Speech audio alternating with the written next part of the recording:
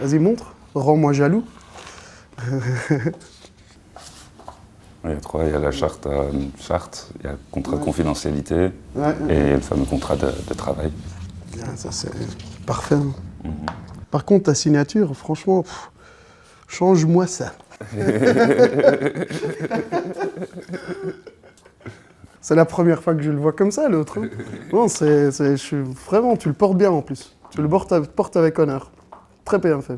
J'ai acheté un nouveau costume en plus parce que j'avais qu'un seul costume et je me suis dit si tout le monde est en costume, si je débarque avec le même costume tous les jours. Mais tu sais que c'est un pas important. Le premier costume, pour moi en tout cas, c'était un moment très indicatif pour mon expérience professionnelle.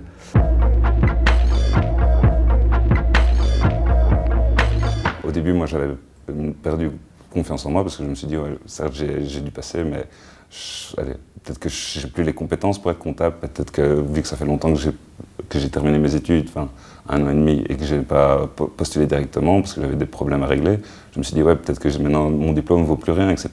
Donc j'avais vraiment besoin de quelqu'un qui puisse me redonner confiance en moi et me donner le courage justement d'aborder... parce que si lui l'avait déjà fait et qu'il a réussi, pourquoi moi je ne pourrais pas le faire au final? Ce qu'il vient de dire, c'est exactement ça qui m'a poussé vers la position de mentor en fait. C'est exactement ça, c'est le fait que si moi je peux le faire, si moi j'ai réussi à le faire, il n'y a aucune raison pour laquelle ce ne serait pas possible pour n'importe qui d'autre. Quand j'ai rencontré Peter Yan et qu'on a mis les choses au clair, qu'on a mis les bonnes bases, il m'a dit envoie les CV.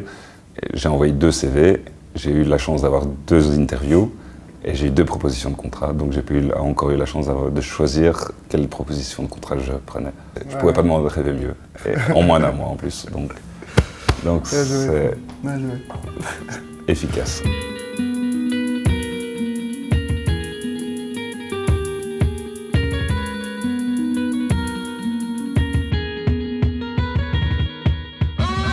Chaque année, il y a au moins une 50aine, voire une 60aine de nouveaux graphistes qui débarquent sur le marché, sans compter les précédents qui cherchent depuis plus d'1 an et demi. Que du coup, ouais, c'est assez rude. Pierre Patrice et Menti, donc les Menti qui sont autorisés à venir ici sont des jeunes issus de l'immigration hors Union européenne, de moins de 30 ans. Et les mentors dont je suis sont des personnes âgées de plus de 50 ans.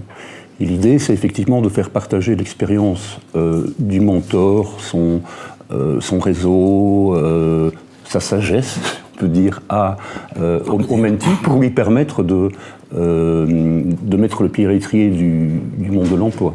Ici, moi, ce qui me paraissait vraiment passionnant, c'est que non seulement... c'est pas de l'occupationnel, c'est pas simplement parce que j'avais pas envie de mettre mes charentaises après des années d'activité professionnelle, c'est simplement parce que, et c'est surtout parce que, à Duo for a Job, il y a cette possibilité de rencontrer des gens d'autres cultures, et ça permet aussi, je pense, de combattre ce qu'on vit aujourd'hui, quelque part un peu la xénophobie, en tissant des liens culturels, intergénérationnels, sociaux avec des gens.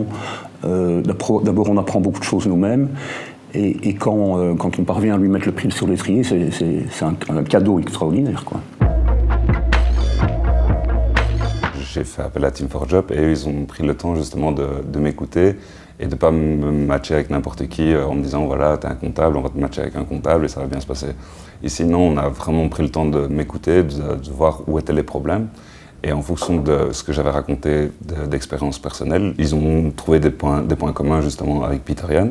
Et justement, quand on s'est rencontrés, j'ai réalisé justement que lui aussi, il avait eu des problèmes à l'époque dans sa vie et qu'il s'en était très bien sorti. Et il m'a donné directement les conseils pertinents et adéquats et que j'ai pu mettre en application. Et j'ai eu la chance de trouver un travail assez rapidement grâce à ça. Quoi que ce soit la raison pour laquelle tu as peur de faire cette démarche, de rentrer dans le marché, n'aie pas peur. Lance-toi, fais, agis, prends tes responsabilités, la confiance viendra, et quand tu fais une erreur, tu vas apprendre. C'est tout ce que tu vas faire, tu vas apprendre. C'était justement, moi, ma crainte, c'était justement la peur d'échouer. Et là-dessus, dès le premier rendez-vous, Peter Yan m'a dit, tu ne vas pas échouer. Soit tu apprends, soit tu gagnes. Même si je loupe mon interview, c'est pas grave. J'aurais appris, j'aurais de l'expérience, voilà. Ou j'aurais réussi.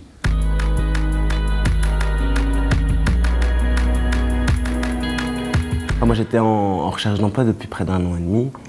Et je t'avoue, j'étais assez désespéré, en fait.